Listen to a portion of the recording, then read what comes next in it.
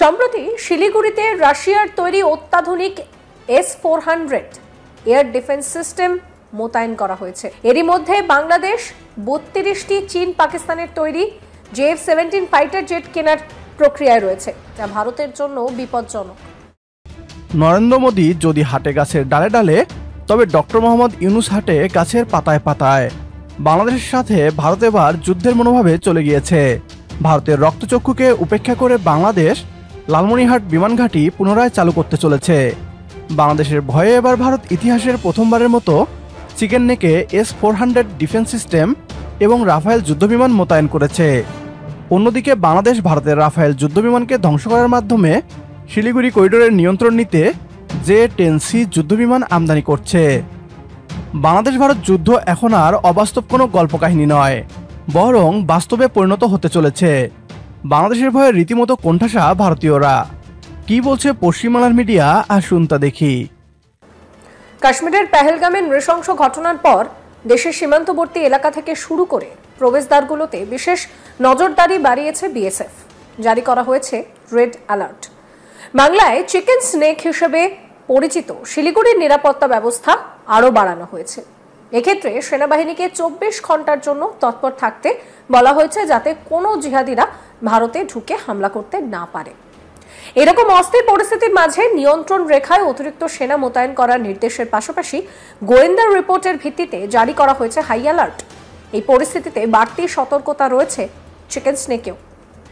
সম্প্রতি শিলিগুড়িতে রাশিয়ার তৈরি অত্যাধুনিক S-400 এয়ার ডিফেন্স সিস্টেম মোতায়েন করা হয়েছে। দূরপাল্লার মিসাইল সিস্টেমটি 400 কিলোমিটারের বেশি রেঞ্জে একাধিক আকাশে থাকা টার্গেটকে আইডেন্টিফাই করে নিমেষের মধ্যে ধ্বংস করতে সক্ষম। বিদেশি শক্তির কাছে সবসময় টার্গেট চিকেন স্নেক। এই চিকেন স্নেকে আঘাত করলে উত্তর পূর্ব ভারতের রাজ্যগুলি দেশের মূল ভূখণ্ড থেকে বিচ্ছিন্ন হয়ে যাবে। দার্জিলিং ও জলপাইগুড়ির মাঝামাঝি অবস্থিত এই সরু করিডোরের এক পাশে রয়েছে নেপাল, ভুটান, অন্যদিকে রয়েছে বাংলাদেশ, চীন। চিকেন স্নেক বা শিলিগুড়ি করিডোর হলো ভারতের পশ্চিমবঙ্গের রাজ্যের একটি সংকীর্ণ ভৌগোলিক করিডোর, যা ভারতীয় মূল ভূখণ্ডকে উত্তর পূর্ব ভারতের রাজ্যগুলির সঙ্গে যুক্ত করে এবং এই করিডোর মাত্র 20 থেকে 22 কিলোমিটার প্রশস্ত। সাম্প্রতিক আবহে বাংলাদেশ, চীন, ভুটান এবং নেপাল সীমান্তে ঘেরা এই রাজ্যের চিকেন স্নেককে সুরক্ষিত রাখতে প্রস্তুতির ত্রুটি রাখছে না ভারতীয় সেনা। পশ্চিমবঙ্গের আলিপুরদুয়ার জেলের হাসিমারা বিমান ঘাঁটিতে রাফাল ফাইটার স্কোয়াড্রন মোতায়েন করা হয়েছে, যা মেটিওর ও স্ক্যাল্প মিসাইল সহ অত্যাধুনিক যুদ্ধাস্ত্রে সরঞ্জামে সুসজ্জিত।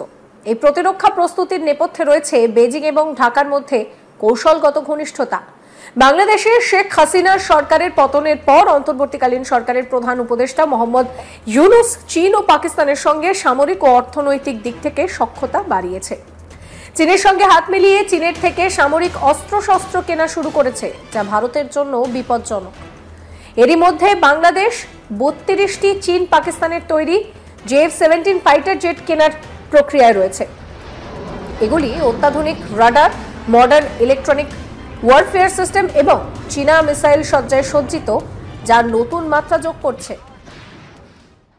এতদিন বাংলাদেশকে ব্ল্যাকমেইল করে এসেছে ভারত। বাংলাদেশের সরকার থেকে শুরু করে এদেশের জনগণ ভারতের দ্বারা নিয়মিত ব্ল্যাকমেইলের শিকার হয়ে এসেছে।